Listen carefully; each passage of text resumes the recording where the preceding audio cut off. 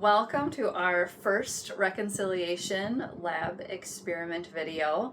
We wanted to put these videos together so we could kind of explain these labs a little better to help you as parents understand what the labs are about and kind of where they're coming from or how we've come up with them. So you will find in the blue bag that you received this booklet, your family lab report booklet. And it will have all of these instructions in it as well. So that will be one of the things you'll use for this lab. You'll also use the reconciliation prep book. And you will use your blue bag that you received at the first reconciliation kickoff. The last of the tools will be your friend Zacchaeus. And who is Zacchaeus? We're going to talk about that just a little bit. And you can find the story on page 52 of your reconciliation preparation book.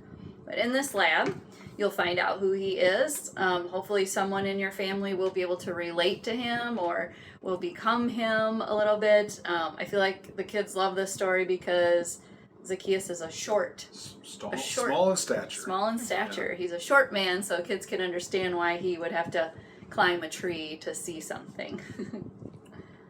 So, as we mentioned earlier, the sacrament of reconciliation is the high point of reconciliation. But one of the things that we come to understand and that Jesus revealed over and over again is that reconciliation is more than just one moment; it's a way of life, and so He gives us multiple ways for us to reconcile within our lives. And reconcile with God as well. So one of the things that's important is that on page 29 in here, in your booklet, just for an information piece, they have a little breakout here, on what they call mortal sins and venial sins. This is written in language for you to share with your children again. And just kind of a little bit of refresher that we talk about a mortal sin as where you need the sacrament of reconciliation. Venial sins can be addressed in multiple different ways. And that is one of the first things that we want to address or come to today in this lab. Our lab of experiment is with a reconciliation occurring through a work of mercy or charity. And so how did Jesus reveal this to us? Well, we would like to go to the story of Zacchaeus again. And the whole story is there in your book. But we would like to point out just a few lines about how Zacchaeus had an encounter with Christ. And he not only corrected his faults, but he gave away half of what he owned. And he hears those words from Jesus, "Today salvation has come to your home." Zacchaeus' work of mercy or charity confirmed his relationship with Jesus.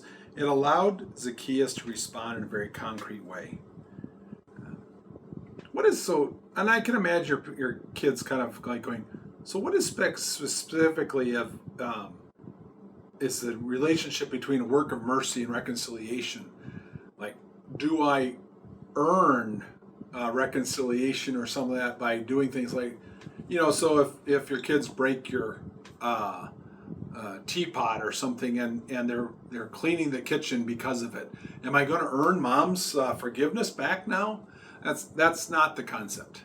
That's not the concept that we're focusing on. It is out of an act of love for the other person that sometimes our words have to be confirmed with action. We know that.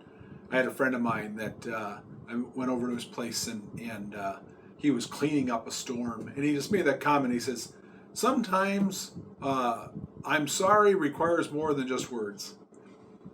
And I don't know what he did, but he recognized that between him and his wife that there's something that had to be fixed. And so he did it through an action. But on another side of this, when we start thinking about an act of mercy, if we think about what a work of mercy, brings to the world and reconciles. So one of the things that Jesse's going to be talking about here in a little bit is this food on the first Sunday of each month. And if you can imagine your favorite meal that your family has, and somebody took that to the food bank, and it was there on the shelf, and you were in a situation where you had to go to the food bank to get a meal. You were that hungry, you were that desperate. And you found your favorite meal on that shelf. Someone you do not know loves you as a human being sufficiently to give you food, and happens to be your favorite. That causes reconciliation in this world. It's a reminder for us that we are human beings watching out for each other. And so that's the power and the sense of reconciliation connected with a work of mercy. So what we have in mind for you for this very first lab is what Father Schatz referred to as our Food on the First Blue Bag program. So you received these blue bags at the first reconciliation kickoff. Oh, would you like to? I'll be the Vanna. And so what we're hoping that you'll do, the steps will all be outlined in here for your lab, so you can use this. But to read Zacchaeus, to think about him, and then to choose maybe some of your favorite foods to put into this bag, bring it to St. Columbkille the first weekend of the month, so on that first weekend of October. And then you'll empty those contents of your bag into baskets that will be sitting in front of the altar. And those items will go to local food pantry. So you empty this bag and take it back home so that you can bring it back the next month. We do this every first weekend of the month at St. Columbkille.